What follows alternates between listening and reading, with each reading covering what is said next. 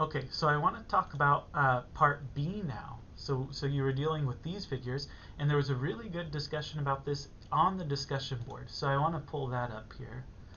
Um, so Alondra asks, I was a little stuck figuring out the equation on some of the problems, and then she specifically lists problems B and C on page 53. Well, Vanessa responds, she says, for B, what I did to figure the equation was to get the total area of squares, both the black ones and the invisible ones, and then subtracted them by the area of the invisible ones. So, and Alondra said that that was very helpful, so that's good. So hopefully you kind of catch on to what she's saying. I'm going to try to draw out exactly what she meant. So, um, and this is a copy of what's in your textbook. The textbook makes it a little bit more clear because you can actually see the ones that are supposed to be shaded in. So what's actually supposed to be shaded in here are these squares, right? It's supposed to look like this, with kind of a hole there in the middle. That's a little bit more clear when you're looking at figure 2. But what Vanessa, I think, was saying was that the way that she looked at it was she viewed this square as like a 3 by 3 square, right? So that there are 9 tiles in total, except that there was one missing. Maybe I'll shade the one that's missing in red, right? So there's that one that's missing. So for figure 1, she was thinking of it as 3 by 3 minus the one tile that's in the middle. Okay, that's actually missing. Because really there are only 8. There are not 9 tiles, there are 8, right? But it looks like there's 9 minus the one in the middle. Well, so you could do the same thing with figure 2, right? If you just kind of fill this in, but keeping in mind that these tiles are actually missing, then what you have looks like a 4 by 4. So it looks like a 4 by 4. This time you're missing 4, but I'm going to think of it, instead of thinking of it as 4, I'm going to think of it as a 2 by 2. So minus a 2 by 2. And in fact, I can take that idea and go back to figure 1 and say it's a 1 by 1, right? That's the one that's missing. And then if we extend this to figure 3, right? The same way. So we've got this 1, 2, 3, 4, 5. We've got this 5 by 5, and then we're missing a 3 by 3 in the middle. So it looks like it should be a 5 by 5 minus a 3 by 3. Okay. So now the trick is to try to figure out how this relates back to the figure numbers. We could probably guess figure 4 pretty easily because look at the pattern that we have, right? So we have 3 times 3 minus 1 times 1. Figure 2 is 4 times 4 minus 2 times 2. And then it goes up to 5 times 5 minus 3 times 3. So figure 4 is probably going to be 6 times 6 minus 4 times 4. Right? That seems to be the pattern that we're dealing with for figure 4. But the question is, how do we make the leap then from figure 4 to figure 10? Right? How do we make the leap from figure 4 to figure 10? In order to make that leap, we have to start to try to relate these numbers back to the figure numbers somehow. So if I'm going to make the leap from figure 4 to figure 10, I need to try to relate these numbers. I need to try to relate these numbers back to the figure number. Well, I think the tiles that you're missing are pretty obvious, right? A 1 by 1, and this is figure 1. A 2 by 2, and this is figure 2. A 3 by 3, and this is figure 3. So I think it's pretty clear that by the time we get to figure 10, what we're going to be missing is a 10 by 10. But what about the first numbers? The 3 by 3, the 4 by 4, the 5 by 5, the 6 by 6. Those look like they're increasing by 1 each time. How do they relate back to the figure number? Like, how does 3 relate to 1? You could maybe say, well, 1 times 3 is 3. But then 2 times 3 would be 6, and 3 times 3 would be 9. So that's obviously not the pattern. Another way that you could do it is you could say, well, 1 plus 2 is 3. Okay? 2 plus 2 is 4. Okay. 3 plus 2 is 5. Okay, so we're on to something there, right? 4 plus 2 is 6. 10 plus 2 is 12. Okay, so figure 10 should be a 12 by 12 minus a 10 by 10. And then we can go up to figure 100.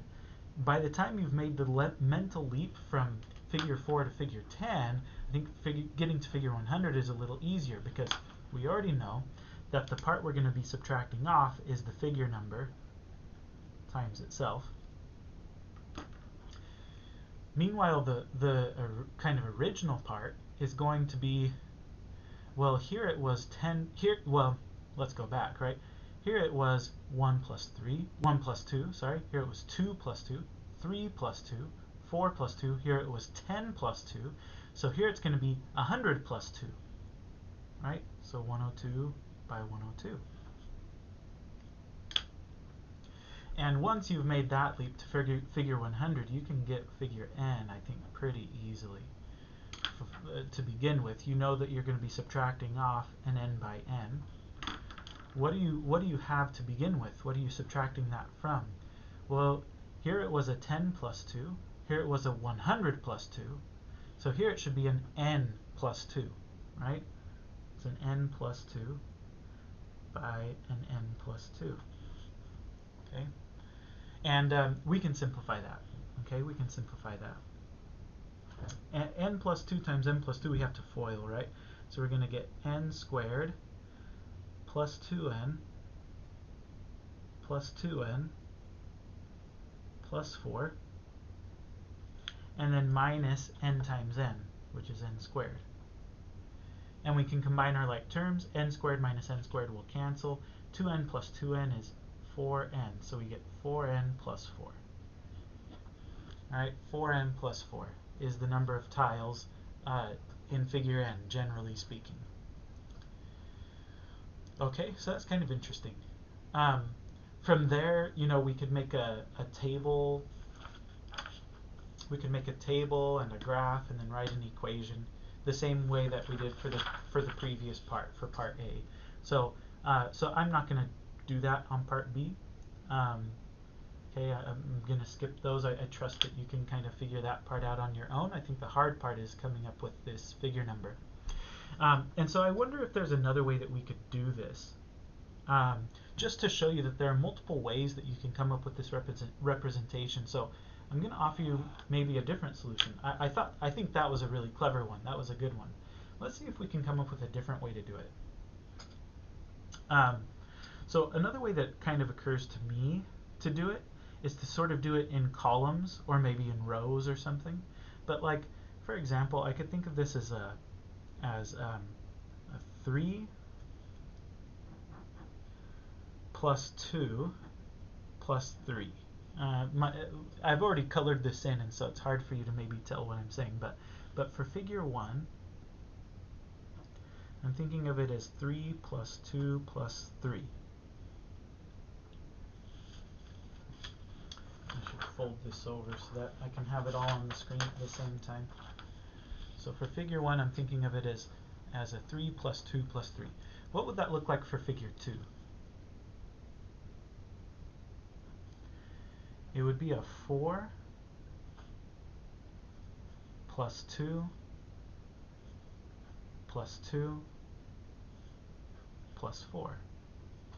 Okay. And then for figure 3, what would that look like? For figure 3, it would be a 1, 2, 3, 4, 5. So it would be a 5 plus 2 plus 2 plus 2 plus 5. Okay. So you see what's happening in the middle is the number of 2's is expanding. And generally speaking, that's not good. Because what that means is that when you get to figure 100, you're going to be writing out like 99 2's, which we want to try to avoid, right?